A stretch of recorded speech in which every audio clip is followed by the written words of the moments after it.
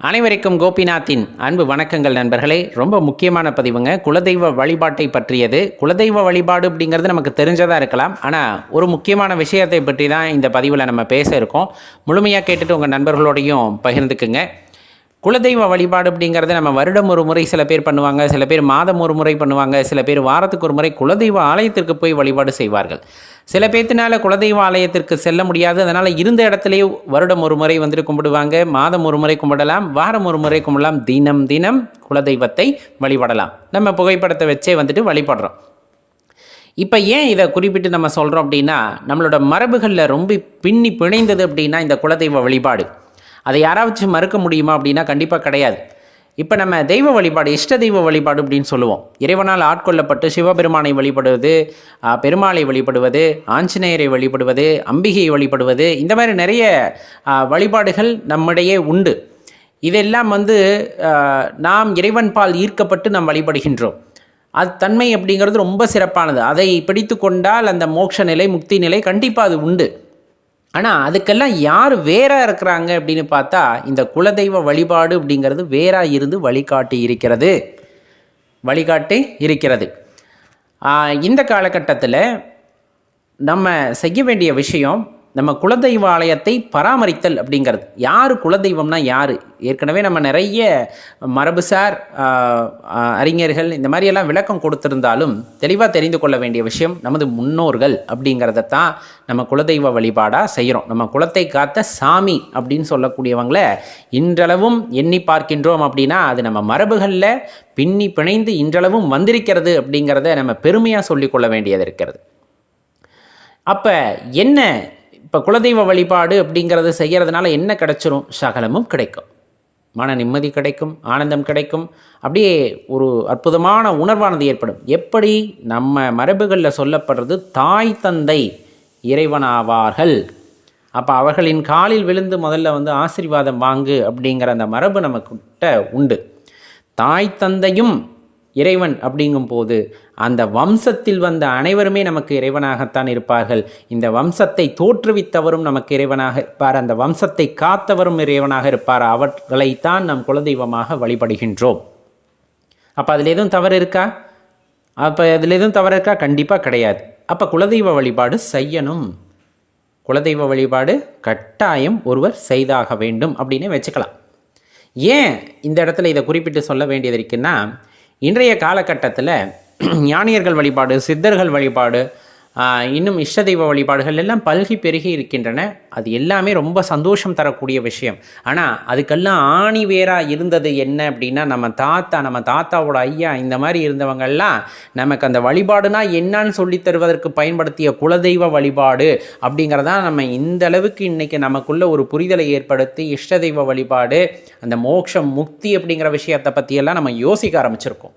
நிறைய பேர் அதை நோக்கி பயணிக்க ஆரம்பிச்சிருக்கோம். அப்படின்னா நமக்கு பெரியவர்கள் வழிகாட்டியது முதல்ல அந்த குலதெய்வ வழிபாடு. இன்றளவும் எனது குலதெய்வ ஆலயம் ரொம்ப சிறப்பாக இருக்குது, நல்லா பராமரிச்சுக்கிட்டு இருக்கோம் அப்படின்னா உண்மையாகவே நீங்கள் உங்கள் மரபை காப்பதற்கான ஒரு போர் வீரராக இருக்கிறீர்கள் அப்படிங்கிறத தெளிவாக தெரிஞ்சுக்கணும்.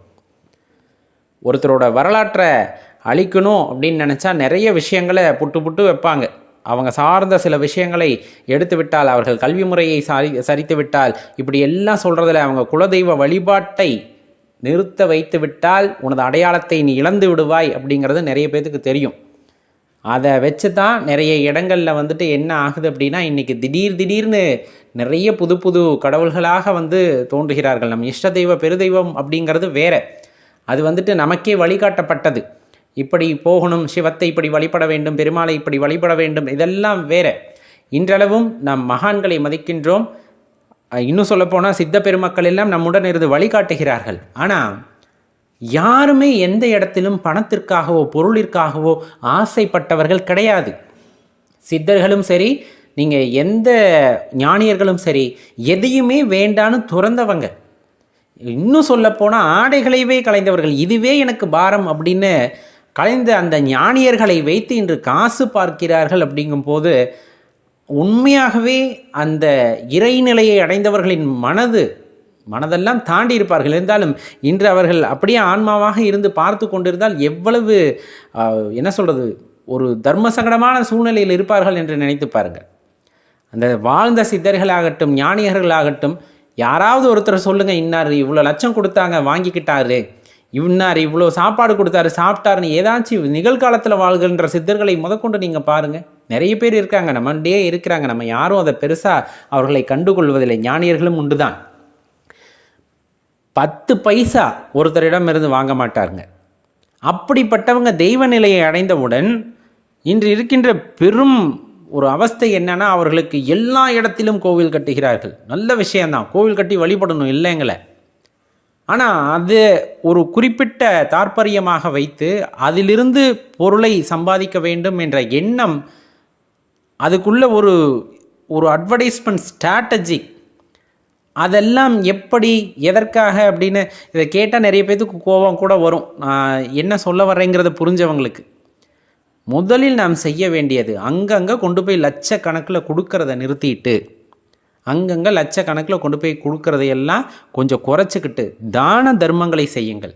ஞானியர்கள் நமக்கு உபதேசம் செய்தது அதைத்தான். நீ ஒரு இடத்தில் கொடுத்து தான தர்மம் செய்வது அது 2ஆம் பட்சம். உன் கையால் தானம் செய், உன் கையால் தர்மம் செய்.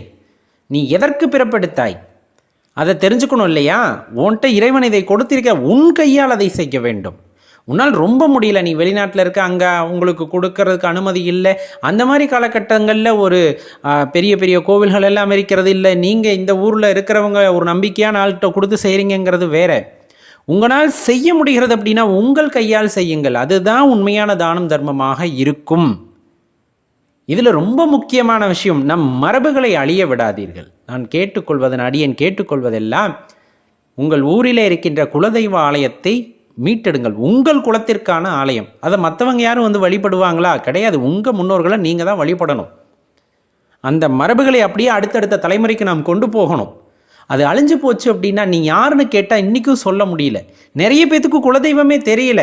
இதெல்லாம் இதோட பிரச்சனைகள் தான். இப்படி நிறைய விஷயங்கள் நம்மை தொந்தரவு செய்தது, அங்கே போனது இங்கே போய் இந்த மாதிரி விஷயங்களை தான் குலதெய்வத்தையும் மறந்து விட்டார்கள் நிறைய பேர். இன்றைக்கி தேடி அலையிறாங்க, என் குலதெய்வம் யார் என்று தெரியவில்லை, என் குலதெய்வத்தை மீட்டெடுக்க வேண்டும், அவர் பெயர் தெரிய வேண்டும், வழிபாட்டை நான் செய்ய வேண்டும். இந்த மாதிரி நிறைய பேர் இருக்கிறாங்க. ஏன் அப்படின்னா இந்த மாதிரி வந்த சில பிரச்சனைகளால் தான். அடியேன் மீண்டும் சொல்லிக் கொள்கின்றேன், நான் யாருக்கும் எதிராகவும் இல்லை, எதிராகவும் பேசவில்லை. நம் அடையாளத்தை விட்டுவிட்டு மற்றவர் அடையாளத்தை நாம் கையில் பிடித்து கொண்டோமேயானால் நம்முடைய அடையாளங்கள் அழிக்கப்படுகின்றன என்பது தெரியாமலே நாம் இதை செய்கின்றோமா அப்படிங்கிற அந்த ஒரு வினாவை உங்களுக்குள்ளே எழுப்பிக் கொள்ளுங்கள். குலதெய்வ வழிபாடு அப்படிங்கிறது ரொம்ப அடிப்படையான விஷயம். அதுக்கப்புறமா அவர்கள் துணை கொண்டு நாம் அந்த பெரு தெய்வங்கள், நம்ம இஷ்ட தெய்வங்களை வழிபடும் பொழுது கண்டிப்பாக நிறைய பேத்துக்கு சித்தி கிடைக்கும். அதுக்கான பாதுகாப்பு உங்கள் குலதெய்வத்திடமிருந்து கிடைக்கும். இப்போ நம்ம நினைக்கிறோம் இல்லையா, நிறைய பேர் வந்துட்டு சிவபெருமானை வழிபடணும், தியானம் செய்யணும், அவரை உள்ளுக்குள்ளே இருக்கிறவரை உணர்ந்துக்கணும். அப்படிங்கும்போது அந்த ஆன்மாக்கள், அந்த குலதெய்வங்கள் உங்களுக்கு பக்கபலமாக இருந்து வழிகாட்டுவார்கள். அதை அடிப்படையாக புரிந்து கொள்ளுங்கள். அந்த ஆன்மாக்கள் ஒரு குறிப்பிட்ட நிலையிலே நாம் வழிபட அந்த தேவதைகளாக மாறியவர்கள். அவர்களுடைய அந்த ஒரு ஆசீர்வாதம் உங்களை அடுத்த நிலைக்கு எடுத்து செல்லும்.